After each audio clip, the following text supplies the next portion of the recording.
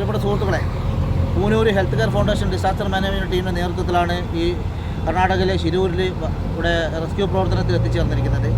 ഏതാണ്ട് ഇന്നലെ പുറപ്പെടുന്ന സമയം വരെ ഏതാണ്ട് 90% മണ്ണ് നീക്കം ചെയ്ത് രക്ഷാദൗത്യം പൂർത്തീകരിക്കാൻ പോകുന്നു എന്ന രീതിയിലാണ് മാധ്യമങ്ങൾക്ക് തന്നെ റിപ്പോർട്ട് ചെയ്തത്. എന്നാൽ അത് ശരിയല്ല. ഇനിയും ഇവിടെ 50% മണ്ണ് നീക്കം ചെയ്യാനുണ്ട്. വലിയൊരു ദുരന്തമാണ് ഇവിടെ ഉണ്ടായത്. ഒരുപാട് ആളുകൾ ഈ മണ്ണിനടിയിലുണ്ട് എന്ന് തന്നെയാണ് പറയാൻ കഴിയുന്നത്.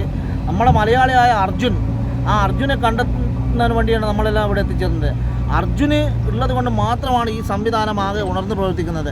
അല്ലാണ്ട് ഇവിടെയുള്ള സംവിധാനം, ഇവിടെ റെസ്ക്യൂ ടീമോ അല്ലാണ്ട് പ്രാദേശികമായിട്ടുള്ള നാട്ടുകാരുടെ സേവന പ്രവർത്തനമോ അങ്ങനെ ഒരു സംവിധാനം ഇവിടെയില്ല. ഇവിടെ സർക്കാരിൻ്റെ വിരലെണ്ണാവുന്ന പ്രവർത്തനങ്ങൾ മാത്രമാണ്. പിന്നെ ഇവിടെ അത്യാധുനികമായ സംവിധാനങ്ങളോടെ മെഷീൻസ് ഉൾപ്പെടെയുള്ള ഉപകരണങ്ങൾ കൊണ്ടുവന്നാൽ മാത്രമാണ് ഈ രക്ഷാദൗത്യം പൂർണ്ണമാവുകയുള്ളൂ. അർജുനെ കണ്ടെത്തണമെങ്കിൽ അത്യാധുനികമായ എല്ലാ ഉപകരണങ്ങളും ഇവിടെ ആവശ്യമാണ്. അതുകൊണ്ട് അത്തരം ഉപകരണങ്ങൾ എത്തിച്ചേർന്നാൽ മാത്രമാണ് ഈ അത്യാധുനികമായ ഉപകരണം എത്തിച്ചേർന്നാൽ മാത്രമേ ഈ രക്ഷാദൗത്യം പൂർണ്ണമാവുകയുള്ളൂ.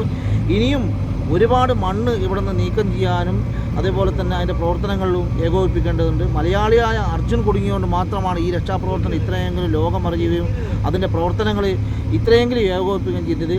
ഇവിടെ രഞ്ജിത്ത് എസ്സലിൻ്റെ നേതൃത്വത്തിലാണ് ഇപ്പോൾ കാര്യങ്ങളൊക്കെ നടന്നു പോകുന്നത്. ഇപ്പോൾ 10-20ഓളം റെസ്ക്യൂ വോളണ്ടിയർ, ഞങ്ങൾ ഹെൽത്ത് കെയർ ഫൗണ്ടേഷൻ്റെ 10ഓളം വോളണ്ടിയർമാർ എത്തിയിട്ടുണ്ട്. അതുപോലെ നാടിൻ്റെ കുറ്റ്യാടിയിൽ നിന്നും അതുപോലെ തന്നെയുള്ള വിവിധ ഭാഗങ്ങളിൽ നിന്നുള്ള ഏതാണ്ട് ഒരു 25ഓളം വോളണ്ടിയർമാർ ഇവിടെയുണ്ട്. ആ വളണ്ടിയർമാർ ഒഴികെ മറ്റ് NDRFൻ്റെയും അതുപോലെ തന്നെ പോലീസിൻ്റെയും ഫയർഫോഴ്സിൻ്റെയും ടീമല്ലാതെ മറ്റൊരു സംവിധാനവും ഇവിടെ പ്രവർത്തിക്കുന്നില്ല എന്ന് തന്നെയാണ് പറയാനുള്ളത്.